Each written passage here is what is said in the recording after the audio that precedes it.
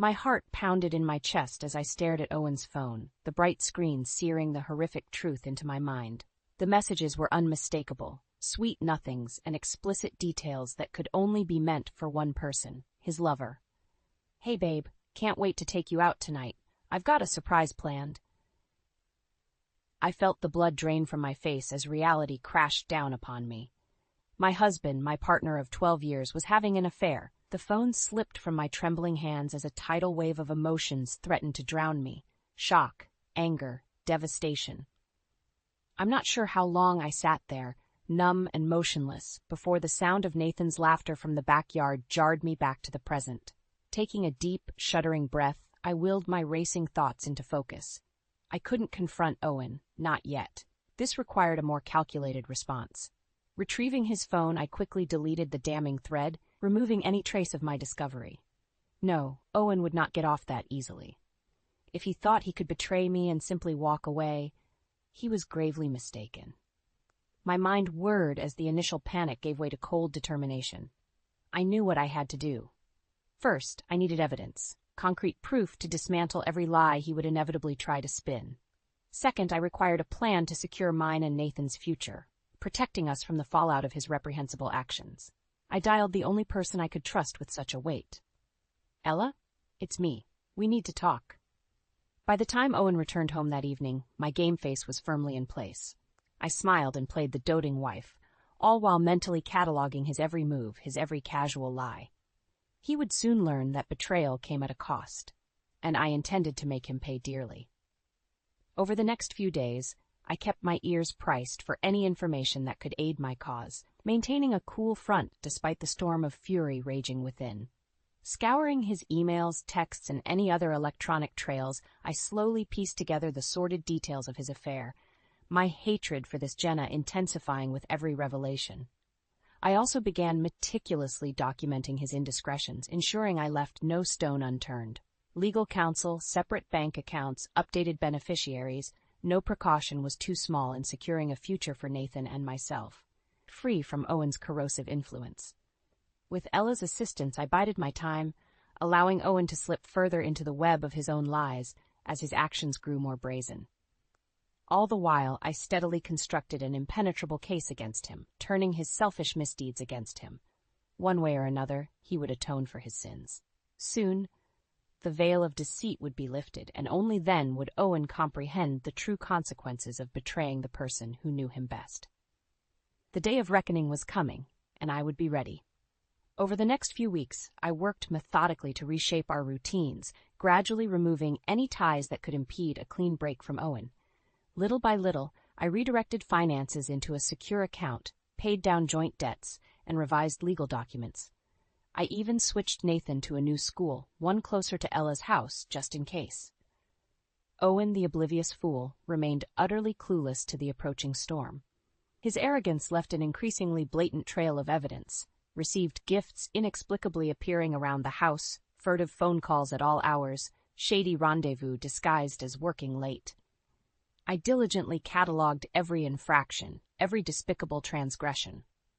One afternoon, I caught him in the act, hunched over his laptop, having what he thought was a private video call. "You'll never guess what I have planned for this weekend, baby." He purred in that sickly sweet tone that made my skin crawl. "A cozy little bed and breakfast up in the mountains, just you and me."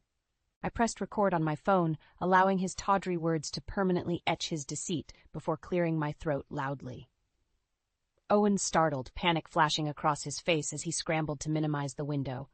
Too late, I had bore witness to the truth yet again. "Oh, hey, hon." He feigned an innocent smile. "Just a work call. You know how it is." Rather than confront his pathetic lie, I simply quirked an eyebrow and strolled away, anger simmering beneath my calm veneer. Let him leave the increasingly transparent trail. It would only further damn him when I deployed my reckoning. A new fire lit within me as I doubled down on my efforts. I knew the law would side with the wronged spouse, especially with the cache of evidence I had diligently compiled, but it never hurt to stock more ammunition. With Ella's help, I left no stone unturned, drilling into Owen's email accounts, financial records, anywhere even the faintest trace of impropriety may lurk. And lurk it did. Jenna's name appeared again and again, a scarlet A woven through loan applications, withdrawals, even several Negley employees' reports that Ella managed to unearth. Piece by piece, I unraveled the tapestry of lies he so carefully attempted to shroud, revealing their affair for the umbrella of selfish deception it truly was. Meanwhile, Owen's behavior at home grew more erratic, more careless. Perhaps sensing the calm before the storm, he seemed determined to cram in as much debauchery as possible. I lost count of the evenings he stumbled in late, reeking of that trashy perfume, or the hushed phone calls held in parked cars. It was almost insultingly blatant. Through it all, I maintained a veneer of plausible deniability, tenderly caring for Nathan while shrouding my intentions behind a facade of wifely naivety. Let Owen openly frolic with his mistress. It would only make the sting of his consequence more brutal and well-deserved. Part of me couldn't wait to obliterate the life he thought he knew, to crush every bit of shameless arrogance that allowed him to so brazenly spit in the face of our vows. Soon the predator would become the prey, his infidelity dissected and upended for all to see the ugly, selfish core lurking underneath. I knew the road ahead would be painful, that curveballs and complications surely loomed just out of sight. But I refused to go down as the meek, jilted wife weeping from the sidelines. No, Owen's betrayal required a firmer hand, and I would be the one to deliver his penance with surgical, unwavering precision. Licking my wounds in private, I steadied my nerves and hardened my resolve. Judgment awaited, and I would be its ultimate arbiter. As the weeks ticked by, more layers of Owen's deception began to unspool. Diving into our financial records, I discovered he had been steadily siphoning funds from our joint accounts into a separate, hidden stash. Thousands of dollars, drained to bankroll his escapes with that vile woman. The sheer audacity of it made my blood boil. Not only was he betraying my trust in the most unconscionable way, but he was robbing from our family's future, from Nathan's potential inheritance, to fund his deplorable indulgences. I felt utterly violated. Thankfully, I had kept meticulous documentation of every fishy transaction, every bit of evidence that could be leveraged against him. With Ella's guidance, I began quietly setting up my own off-the-books account, diverting what I could salvage to ensure a stable financial future for Nathan and myself, independent of Owen's selfishness. Ironic, I thought bitterly, that he would inadvertently teach me such an invaluable lesson about contingency planning. As if his monetary depravity despicable enough, I soon uncovered an even more gut-wrenching layer of Owen's betrayal. Amidst my impassive surveillance of his communications, I came across a galling string of messages between him and Jenna, each more repulsive than the last. "You know this can't go on forever, right?" Her artificially sweet words practically oozed through the screen. "If you ever want us to have a real future, you need to do the right thing and leave that family of yours behind." My heart plummeted into my stomach as I absorbed the full extent of her arrogant, cold-blooded manipulation. So that was her insidious game. She hadn't just set her predatory sights on snagging Owen for a fleeting dalliance, but had been systematically working to obliterate our entire lives. The worst part was, his responses seemed to be tacitly encouraging her suggestions. In that moment, I was gripped by an overwhelming protectiveness over Nathan. I refused to allow that shriveled snake of a woman to slither her way into destroying the sanctity of his childhood, of the life and values I had so lovingly nurtured. If she wanted a battle, she had just initiated a war she could never hope to win. I redoubled my efforts, drilling down on every last intersection of their sordid involvement. Deleted messages, calendar invites, receipts, all betraying a torrid breadcrumb trail deliberately hidden in plain sight, as though Owen reveled in parading his indiscretions behind my back. With Ella's assistance, I began compiling it all into an ironclad damning dossier, one that would ensure I emerged victorious. Meanwhile, as Owen's duplicity intensified, so did my efforts to lovingly insulate Nathan from the turmoil lurking under our roof. We spent quality time together each day, baking, doing arts and crafts, lavishing in the simplicities of the mother-son bond. Deep down, I drew strength from his innocence, from the bright future I was determined to preserve on his behalf. "Mom, can we go camping this summer?" Nathan asked one afternoon, all smiles and unbridled hope. "You, me and Dad?" My heart clenched at the thought of Owen tainting such a special tradition with his perverse dishonesty. Forcing a reassuring smile, I pulled my sweet boy close. "Of course we can, baby," I murmured into his hair. "Maybe somewhere extra special, just you and me." Owen couldn't be allowed to tarnish Nathan's horizons any longer. As his transgressions piled up, so did the fortifications around the family he had shattered beyond repair. Guided by Ella's pragmatism and my own unflappable discipline, I arised the art of sustainable vengeance, quietly assembling the battle plan that would neutralize every last threat he posed. Our future security was nearing weight off the deceptive life he had so recklessly constructed. Once the dust settled, Nathan and I would emerge vibrant and victorious, utterly insulated from the toxicity of Owen's rebounding misery. Soon, all would be laid bare, and that wretched mistress of his would learn the steep price for ruining the sanctity of my family. With my defenses solidifying, it was time to take the offensive. I knew divorce proceedings would be inevitable, so I began consulting with a ferocious bulldog of a lawyer that Ella recommended.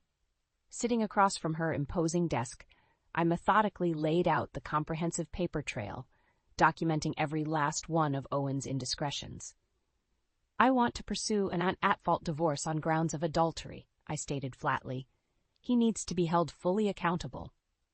The lawyer's eyes widened as she examined the mountain of evidence, hard numbers, screenshots, incriminating images. Finally, she let out a low whistle of impressed disbelief. "With a case file like this, he won't know what hit him," she stated grimly. "We'll bleed him dry." Her cold calculation was strangely reassuring. For too long, I had been at the mercy of Owen's betrayal. Now I would be the one dictating his misery. Meanwhile, Ella had been working her own angles to demolish the worm's life on a professional level. Through her investigative prowess, she uncovered an insidious pattern surrounding his mistress, a systematic seduction of married colleagues from the bottom rungs all the way to upper management. Jenna wasn't just a callous homewrecker, she was a calculating workplace huntress. Armed with undeniable proof of her penchant for unscrupulous affairs, Ella began feeding anonymous tips to her employer's human resources department. Suddenly, the veneer of professionalism that Jenna had so carefully maintained began to disintegrate before her. I could only imagine the fear that started lacing Owen's messages to his mistress as gathering storm clouds of scrutiny began closing in on their indiscretion.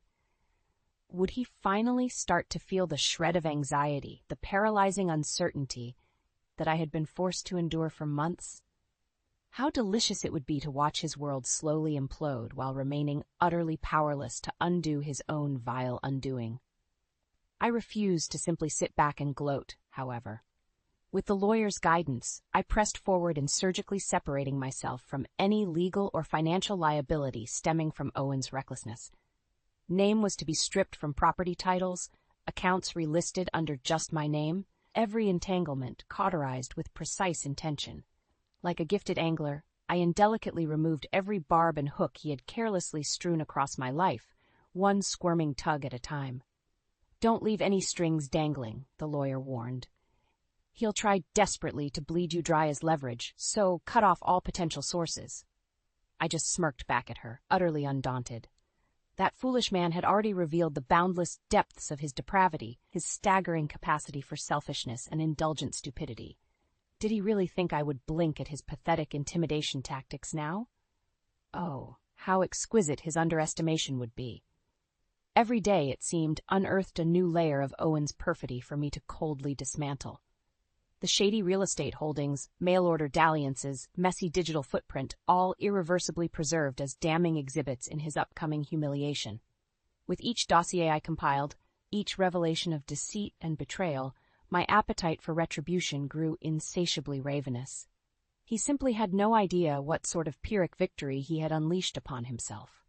Fool that he was, he could never fathom the depths of my capacity for determination or discipline. Where he remained pathetically encapsulated by the incessant neediness of his cowardly id, I was rapidly evolving into an unstoppable force of nature, a consummate, merciless juggernaut of wrath. I would become the arbiter through which all of his despicable transgressions would finally and irrevocably be judged. As Owen remained blessedly clueless to the swirling vortex of exposure rapidly encircling him, I continued preparing the pieces for our fateful reckoning with practiced calculation. Let him wallow obliviously in his cesspool of lust and faithlessness a while longer. The phantom freedom he was deludedly indulging would prove all the more suffocating once I fully seized the reins of his torment. His future belonged to me now, as much as he had willfully orphaned himself from mine, and the path ahead for him was looking increasingly unavoidably bleak. With each passing week, the tsunami of Owen's consequence gathered more unstoppable momentum. The HR complaints against him and his mistress had bloomed into a full-fledged corporate scandal, with whispers and dark looks trailing their every move through the office halls. "I can't believe we've been working alongside those kinds of people," I overheard a coworker mutter in hushed tones. "It's just sordid." Owen may have remained oblivious to the rapidly disintegrating ground beneath his feet, but there was no masking Jenna's increasingly frantic demeanor. I watched with perverse satisfaction as the weight of her self-inflicted ruin seemed to physically age her before my eyes. "This is spiraling out of control," her text to Owen became increasingly shrill. "We need to get ahead of this now." "Relax, babe. It's just office gossip," he attempted to soothe her, the smug dismissiveness in his words stoking my hatred. "I'll smooth everything over. Just keep your head down." The arrogant delusion was almost pitiable. Owen remained utterly blind, like an obliviously cheery denizen wandering into the heart of a steadily encroaching minefield. Any day now, his world would detonate in an apocalyptic deluge, decades of deceit and selfishness finally withering under their own morally indefensible weight. While he buried his head in the sand, I continued systematically dismantling every last lifeline that could possibly serve to buoy his retreat. One by one, through calculated-rized planning and Ella's expert assistance, the few friends or family members who may have provided shelter from the coming storm found themselves gradually, neutrally estranged. Like a twisted, violent magic trick, I made his entire world silently dematerialize around him, all without lifting a finger towards direct confrontation. Having thoroughly excised Owen's cancerous influence from my life, I turned to focusing on preparing Nathan for the seismic shifts ahead. Though still painfully unaware of the grotesque betrayal unfolding around him, my son had become increasingly unsettled by the underlying tensions now frayed our once idyllic home life. Evening meals were spent shooting me questioning looks while his father hurriedly choked down food. Outings felt increasingly strained and awkward, like wool being pulled over our eyes. "Is everything okay with Dad?" Nathan finally asked one night as I tucked him in, his brow furrowed with childhood worry. "He seems different lately." Steadying myself, I stroked his soft cheek and offered my most reassuring smile. "Everything's just fine, baby," I soothed, surprised at my own believability. "Grown-ups go through some changes sometimes, that's all, but you'll always have me, no matter what." My son seemed to accept the placation, snuggling deeper into his blankets with a relieved nod, but his words cemented my determination to steel him for the unavoidable turbulence that loomed ahead. For too long, Owen had been eroding the steadfast center I had fought to keep our nuclear family intact and happy. It was finally time to excise that malignancy. Over the following days, I took great care to lavish Nathan with affection and quality time, striving to create joyful memories that could fortify him through the trials ahead. We went for nature walks, visited museums, rewatched all his favorite movies nestled on the couch, anything to insulate him in a warm domesticity wholly segregated from his father's self-inflicted turmoil. All the while, I could practically feel the crosshairs of impending confrontation slowly fixing themselves on Owen's oblivious form. Like the peak of a terrifying roller coaster's first dip, we were nearly suspended at the calm before the plunging maelstrom, the decisive reckoning which he had unconscionably forced to this point. I had assembled an overwhelmingly damning dossier of evidence, stripping away every layer of his depravity through documentation and cold pragmatism, restraining orders, asset protections, childcare provisions. Nothing was left unfortified for the coming siege of his unleashed mania. All that remained was to deftly lure Owen into the kill zone, then riddle him with the merciless barrage of justice he had brought up-rakening upon himself. Scattered amidst the zeal of my preparations, I caught flashes of the woman I had once been, tempted to abandon this increasingly dark path out of some withering self-preservation. But they never lasted. My identity was permanently arc-welded to this white-hot meta-wingedity and finality of purpose.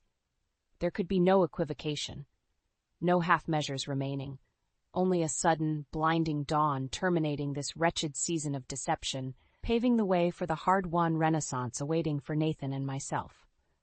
Owen's day of judgment had nearly arrived, and I was ready. With the final pieces locked into place, I summoned Owen home for our inevitable reckoning, a terse text demanding his presence. He likely assumed I wanted to rehash marriage counseling or some other fruitless attempt at reconciliation. Little did he know I had long abandoned any notion of preserving our lawfully wedded privation. When he finally sauntered through the door, I was seated stoically in the living room, a thick manila folder containing his compendium of sins resting coolly on the coffee table before me. As instructed, Nathan was safely ensconced at Ella's for the evening. This fallout would be far too toxic for young eyes to witness. "Hey, Hon, you wanted to see me?" Owen's voice held a twinge of confusion as he made his way towards me, seemingly oblivious to the gravity of the situation. With a steely glare, I slid the dossier across the table towards his approaching form. "You might want to take a look at this first." The instant his fingers opened the folder, dread instantly washed over his features, panic seizing his body. For several torturous moments, my husband rifled through the damning evidence with shaking hands, incriminating photos, blasphemous texts, philanthropist money trails. Every dirty secret, every web of adulterous malfeasance I had so meticulously compiled over these agonizing months, all finally laid bare before his ashen face. "Lila," he finally sputtered, eyes brimming with pathetic, unshed tears. "I don't know what to say." "Don't bother," I coldly interjected, unmoved by his woebegone theatrics. "Your actions have spoken volumes already. I'm done playing pretend, done swallowing the lies. Our marriage is over." The words seemed to slap him in the face, his jaw going slack with dismay. Good, let him marinate in the consequences of his selfish treachery for once. "But you can't be serious," Owen blubbered in disbelief. "After everything we've been through, we can work this out. I know we can. Just tell me what you need, Lila. I'll do anything." I gave a derisive snort at the absurdity of his blustering, utterly unmoved by his sniveling pleas. "You've already shown me exactly what you're willing to do. Lie, cheat, steal, utterly betray the very sanctity of our vows without a single shred of remorse, all to indulge your tawdry fling with that viper of a woman." My words hung heavy in the air, both of us fully aware that I was referring to his mistress, Jenna. His momentary hesitation said it all. Pathetically, his first instinct had been to attempt disassociation from her, the cowardly worm. "That's over. I swear," he backpedaled, desperation mounting. "Completely, totally finished. This was all a massive mistake. You have to know that." "A mistake?" My voice was a razor at his throat. "You don't get to play revisionist with your ugly, drawn-out patterns of infidelity and depravity, Owen. You made your bed, woven tightly with deceit and moral atrocity. Now you get to lie in it." On cue, punctuating the finality of my statement, the front door creaked open and my lawyer entered, manila folders clutched in her manicured grasp. She stalked over and deposited them squarely on the table next to the teetering stacks of Owen's documented sins. "Mr. Hendricks, I'd suggest carefully reviewing and signing where indicated," she intoned professionally. "Mrs. Hendricks has secured a very thorough judgment on your behavior." Owen gaped like a fish, frantically flipping through the sheafs of legalese as tears began to openly flow down his crumbling face. Every protection, every contingency crafted during my Praguing exit strategy now fell ruinously into place around his buckling form. It was beautiful, utterly vindicating justice. This can't be happening," he whispered numbly, Pelagian at the sheer immensity of his forfeiture. Finances, property, probably even custody if I pressed based on his philandering rap sheet. His shattered eyes finally lifted to meet my own, perhaps for the first time in years, truly seeing the remorseless diamond-plated version of the woman he had so carelessly betrayed. In that moment, I allowed every last acrid plume of rage and disgust I felt towards him to bore into his shrinking soul. "Start getting used to your new reality, Owen," I spoke softly, each word dripping avec menace. "This is the bed you've made. and I'm just getting started in returning that favor. In the days following my explosive confrontation with Owen, a strange, almost giddy calm settled over me.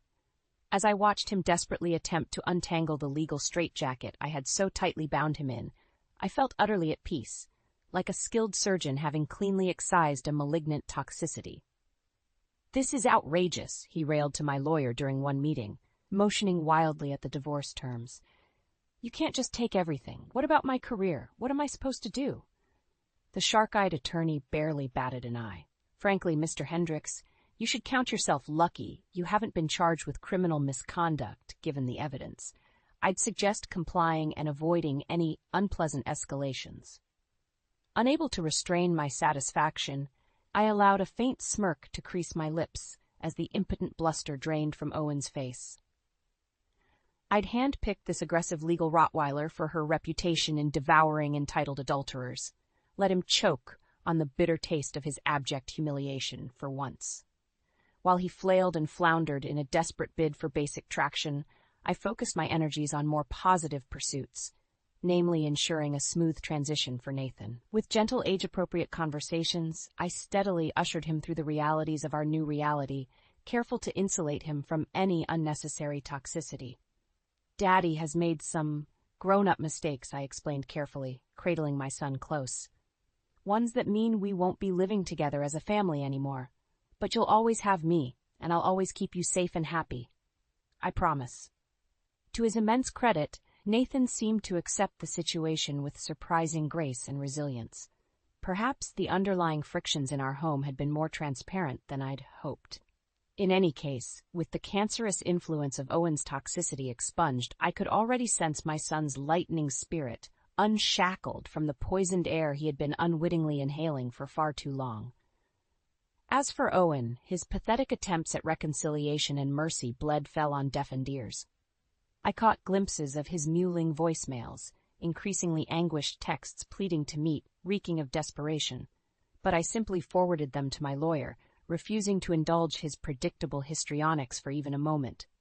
He had chosen to selfishly discard any goodwill or decency between us. Now he could drown in the withering consequences. On the work front, Owen's life continued its inexorable implosion as his seamy conduct rapidly became laughingstock of the office. I almost pitied the wretch when Ella shared footage of him being perp-walked out of his workplace, cardboard box overflowing with personal items and millennial career relics clutched limply to his chest. Jenna could be seen slinking off in the background in a paroxysm of self-inflicted embarrassment. "You're finally getting what you deserve," Ella told me with a satisfied nod. "Both of you miserable snakes." I merely shrugged, suddenly self-conscious of the depth of my friend's loyalty. Truthfully, I held no grudge against Jenna anymore. Her petty, shriveled existence had already transformed into its own searing punishment, her prospects permanently cauterized by the wildfire of scandal she helped spark in her singular lust and weakness. Owen, however, he would never escape the full, crippling weight of my disdain and fury. Not until his dying day, spent groveling through the rubble of all he had destroyed through his arrogance and weakness. I would gleefully ensure it. With each passing milestone, the house transferred to my name, Owen's unceremonious loss of custody and privileges, his reputation left a smoldering crater of scandal. The vice around his flailing existence only tightened.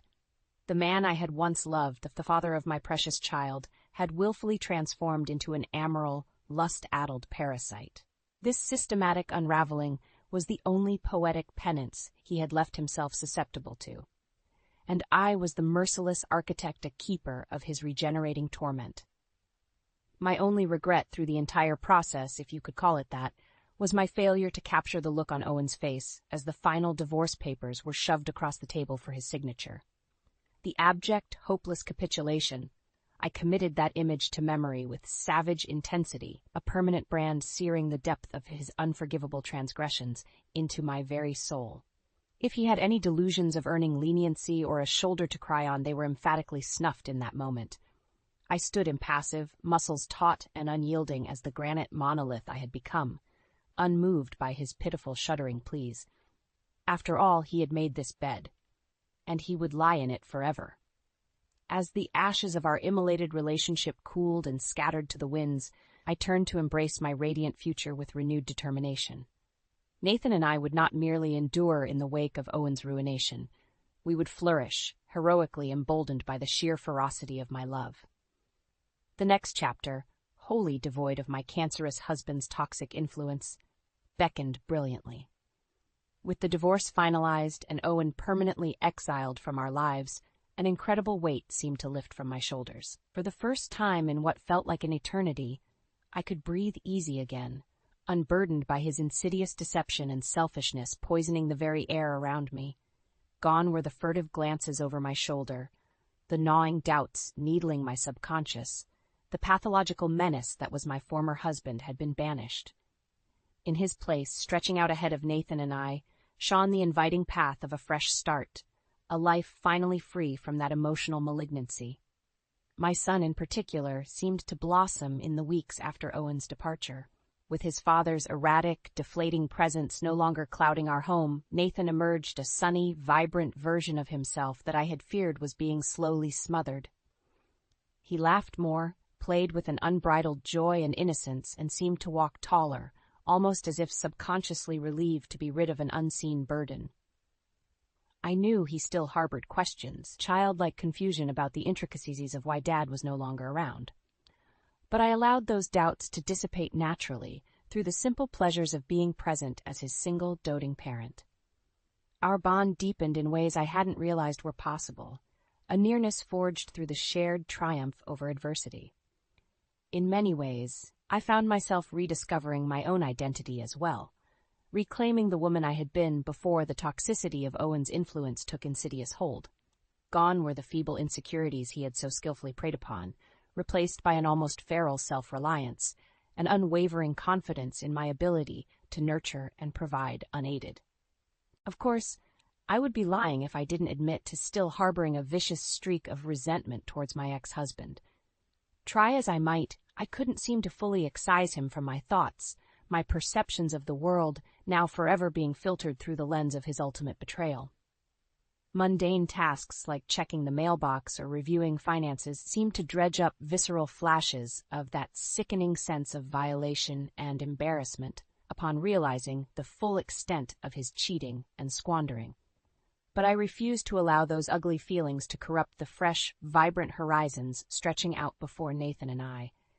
If anything, they reminded me of the revitalizing decision I had made to sever that dead weight and provided Flint's striking motivation to diligently maintain our freedom lest we stumble into a backslide. As for my actual encounters with Owen, well, they were bitterly limited to polite but emotionally distanced co-parenting obligations.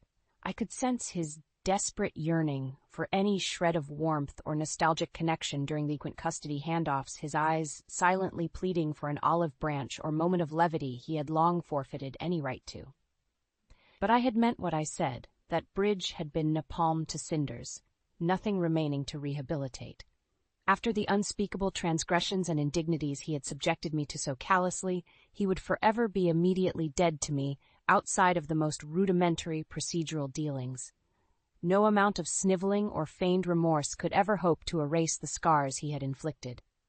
So while Owen was left to wallow in the wreckage of his selfish debauchery, a ruined career, an ostracized social life, even restraining orders keeping him at a safe distance from me and his former workplace paramour, my focus remained squarely ahead on forging the brilliant futures we had so narrowly reclaimed from his morass of lies.